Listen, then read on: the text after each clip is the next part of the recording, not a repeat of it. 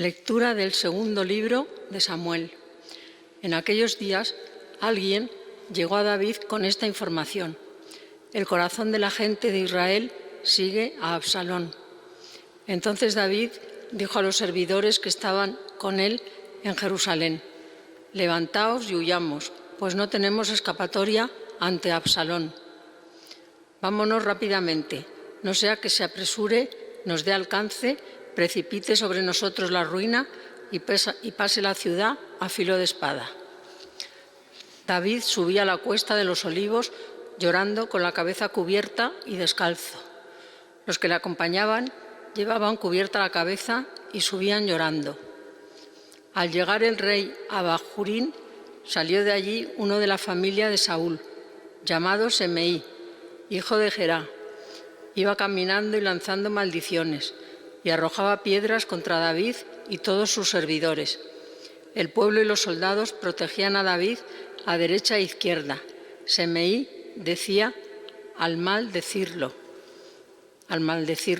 fuera, fuera, hombre sanguinario, hombre desalmado. El Señor ha hecho recaer sobre ti la sangre de la casa de Saúl, cuyo reino has usurpado. Y el Señor ha puesto el reino en manos de tu hijo Absalón. Has sido atrapado por tu maldad, pues eres un hombre sanguinario. Abisai, hijo de Seruyá, dijo al rey: ¿por qué maldice este perro muerto al rey mi señor? Deja que vaya y le corte la cabeza. El rey contestó: ¿qué hay entre vosotros y yo, hijo de Seruyá? Si maldice y si el Señor le ha ordenado maldecir a David, ¿quién le va a preguntar por qué actúas así? Luego David se dirigió a Abisai y a todos sus servidores: un hijo mío, salido de mis entrañas, busca mi vida, cuanto más este benjaminita. Dejadle que me maldiga, si se lo ha ordenado el Señor. Quizás el Señor vea mi humillación y me pague con bendiciones la maldición de este día. David y sus hombres subían por el camino. Palabra de Dios. Te alabamos, Señor. Levántate, Señor, sálvame, todos. Levántate, Señor, sálvame. Señor, ¿cuántos son mis enemigos? ¿Cuántos se levantan contra mí? ¿Cuántos dicen de mí: ya lo protege Dios? Levántate, Señor, sálvame. Pero tú, Señor, eres mi escudo y mi gloria. Tú mantienes alta mi cabeza. Si grito invocando al Señor, Él me escucha desde su monte santo. Levántate, Señor, sálvame. Puedo acostarme y dormir y despertar. El Señor me sostiene. No temeré al pueblo innumerable que acampa a mi alrededor. Levántate, Señor, sálvame, Dios mío. Levántate, Señor, sálvame. Aleluya, aleluya, aleluya. Un gran profeta ha surgido entre nosotros. Dios ha visitado a su pueblo. Aleluya, aleluya.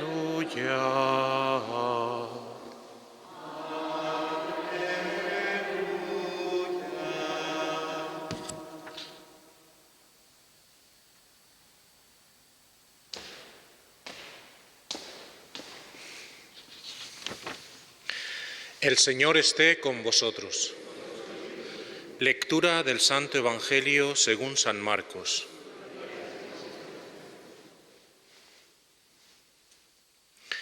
En aquel tiempo, Jesús y sus discípulos llegaron a la otra orilla del mar, a la región de los Gerasenos. Apenas desembarcó, le salió al encuentro de entre los sepulcros un hombre poseído por un espíritu inmundo. Y es que vivía entre los sepulcros, ni con cadenas podía ya nadie sujetarlo. Muchas veces lo habían sujetado con cepos y cadenas, pero él rompía las cadenas y destrozaba los cepos, y nadie tenía fuerza para dominarlo. Se pasaba el día y la noche en los sepulcros y en los montes, gritando e hiriéndose con piedras. Viendo de lejos a Jesús, echó a correr, se postró ante él y gritó con voz potente: ¿Qué tienes que ver conmigo, Jesús, Hijo del Dios Altísimo? Por Dios te lo pido, no me atormentes. Porque Jesús le estaba diciendo: Espíritu inmundo, sal de este hombre. Y le preguntó: ¿Cómo te llamas? Él respondió: Me llamo Legión, porque somos muchos.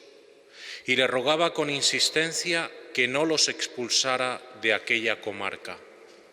Había cerca una gran piara de cerdos paciendo en la falda del monte.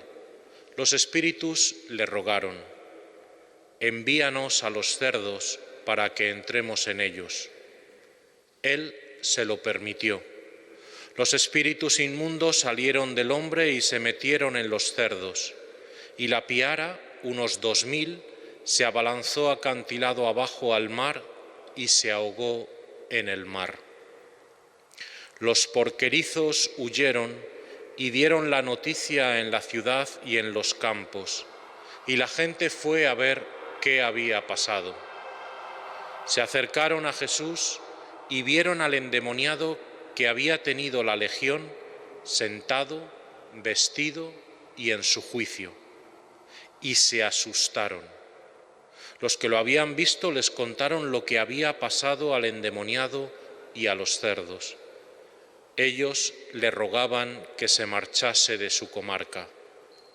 Mientras se embarcaba, el que había estado poseído por el demonio le pidió que le permitiese estar con él, pero no se lo permitió, sino que le dijo: vete a casa con los tuyos y anúnciales lo que el Señor ha hecho contigo y que ha tenido misericordia de ti. El hombre se marchó y empezó a proclamar por la Decápolis lo que Jesús había hecho con él. Todos se admiraban. Palabra del Señor.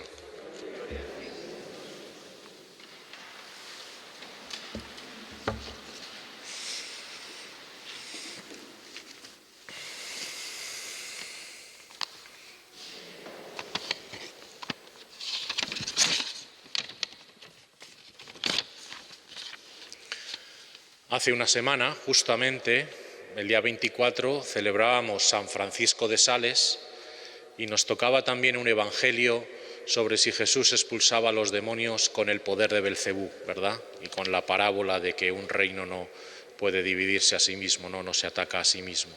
Hoy, una semana después, celebramos a los salesianos, al fundador de los salesianos. Y también nos encontramos en un texto del Evangelio de Marcos muy complejo, muy denso, con mucha profundidad, sobre también el poder del mal al que Jesús vence como un gesto también de la presencia del poder de Dios y de su salvación en medio de los hombres. Había un filósofo, Augusto Comte, en el siglo XVIII o así, padre del positivismo científico, que venía a decir que la sociedad había evolucionado en 3 estadios. En primer lugar, un estadio, 3 etapas. Una etapa teológica, la primera, con ángeles, demonios, ¿verdad?, en esta situación. Luego decía, había venido una etapa metafísica y finalmente había venido la etapa científica, de tal manera que él propugnaba que solamente el conocimiento científico podía ser el verdadero. Y sin embargo, bueno, un poco en esta clave nosotros sabemos bien que la ciencia y la fe están llamadas a dialogar, que tienen que establecer un diálogo de amistad, que no hay oposición entre la ciencia y la fe, sino que cada una desde su ámbito y en su conjunto, de una manera integral, nos conducen a la verdad completa. Precisamente porque el Papa Francisco nos ha recordado, cuando ha hablado de estos temas, que muchas veces no aceptaremos la presencia del diablo si nos empeñamos en mirar la vida solo con criterios empíricos y sin sentido sobrenatural. Porque por mucha digamos así, conocimiento científico que tengamos, no podemos obviar también que el ser humano tiene una dimensión espiritual fundamental arraigada en su interior, sin la cual no comprendemos en su más profunda antropología, en su constitución humana, a cada uno de los hombres de nuestro mundo.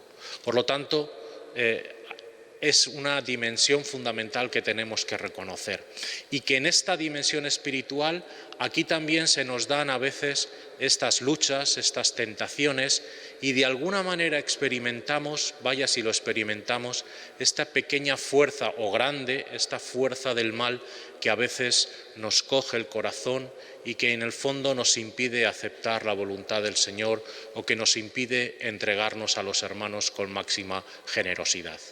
Bueno, pues en este contexto Jesús, en este pasaje con el endemoniado, ¿verdad?, de Gerasa, de la tierra de los gerasenos, donde por primera vez Jesús en el Evangelio de Marcos, en tierra de paganos, digamos así, despliega su poder salvador, se encuentra con este endemoniado, que tiene como al principio tres características fundamentales. Andaba por lugares solitarios, vivía en los sepulcros.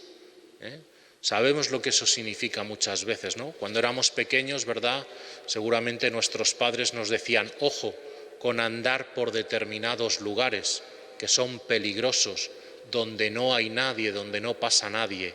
Bueno, pues hay lugares también solitarios donde no está habitada la presencia del Señor, y de alguna manera nos pone esta metáfora del endemoniado.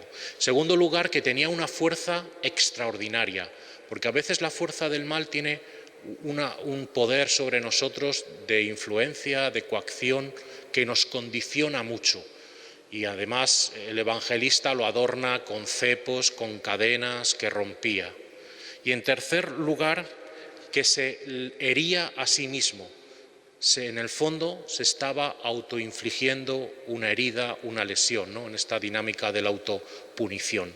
Bueno, pues en esta situación es cuando él mismo, de alguna manera, se pone delante de Jesús, le pregunta, le pide, en el fondo le está pidiendo que le libere. Y Jesús realiza precisamente esta liberación. Esto es lo que nos pone hoy el Evangelio delante de nosotros. Aquel que se deja tocar, aquel que se deja evangelizar por Jesús, en el fondo es liberado de sus cadenas, es liberado de ese poder del mal que le tiene cogido el corazón. Y la situación que vemos al final del Evangelio es justamente la contraria. Ya no está en lugares solitarios, sino que Jesús le dice, vete a casa con los tuyos. Cuando el endemoniado le pide unirse a Jesús para evangelizar, para estar cerca con Él, para estar con Él, le dice, no hace falta que vengas conmigo, vete a casa con los tuyos, ya no estés solo, sino que inicia también tu testimonio de curación, tu testimonio de salvación en tu casa y con los tuyos, que es una llamada a cada uno de nosotros también, en nuestros ambientes más cercanos, en los más próximos, a dar testimonio precisamente de la confesión de fe que hace, ¿no?, de este Hijo de Dios, que es Jesús de Nazaret, que ha venido para salvarnos, para establecer el reino entre nosotros. En segundo lugar, esa fuerza sobrenatural y esa fuerza que rompía cepos, de repente encontramos al endemoniado sentado, tranquilo y en su juicio. La palabra de Jesús, la presencia de Jesús, la acción salvadora de Jesús nos equilibra. También pone en nosotros juicio, prudencia, equilibrio, serenidad. Y desde esa serenidad podemos también afrontar nuestra vida y ser acción beneficiosa para los demás. Y en tercer lugar, en vez de lastimarse a sí mismo, el endemoniado también se pone en clave de llevar a los demás la misericordia que ha recibido. Jesús le dice precisamente, vete y proclama toda la misericordia que has recibido, ¿no?, que ha sido contigo. Bueno, yo creo que esta clave nos pone en sintonía con esta palabra, precisamente hoy que celebramos a San Juan Bosco, el hombre que consagró su vida a la juventud, que liberó a muchos jóvenes de muchas cadenas y que hoy su obra sigue adelante. Y San Juan Bosco tenía una frase, decía: he consagrado toda mi vida a la juventud porque de su educación y su formación depende el bien y el futuro de una nación. Por eso es tan importante la acción sobre los jóvenes, una acción que debe ser también de proclamar el amor de Dios en medio de ellos, de hacerles descubrir la presencia y el encuentro con Jesucristo, porque de la juventud también depende el futuro de nuestra nación, depende el futuro de la sociedad, y en ellos también debemos depositar nuestra esperanza. Que el Señor nos ayude a vivir esta palabra de Dios que hoy hemos proclamado y a experimentar esa fuerza salvadora, ese poder curativo de Jesús, que es capaz de liberarnos del poder del mal y llevarnos a dar testimonio de Él en medio de nuestra vida cotidiana. Que así sea.